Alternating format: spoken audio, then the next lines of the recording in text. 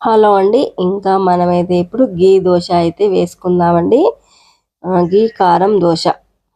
ఇంకా పెనం వేడెక్కిన తర్వాత దోశ పిండి వేసి దోశను సమంగా పరుచుకొని ఉప్పు, కారం, గరం మసాలా అన్నీ దోశ పైన వేసుకొని ఇంకా ఇందులో దీనిపైన నెయ్యి అయితే వేసుకోవాలండి.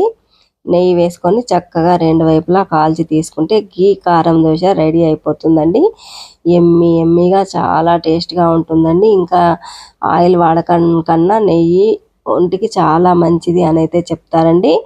ఇంకా గీ కారం దోశ కూడా చాలా బాగుంటుందండి. ఎమ్మీగా భలే టేస్ట్గా ఉంటుందండి. ఇంకా రెండు వైపులా చక్కగా కాల్చుకొని తీసేసుకొని వేడి వేడిగా తినేయడమేనండి. ఏ పచ్చడి అవసరం లేదండి, ఇలాగే తినేయచ్చండి. ఇంకా నెయ్యి వేయడం వల్ల కూడా కారం దోశ చాలా బాగుంటుందండి.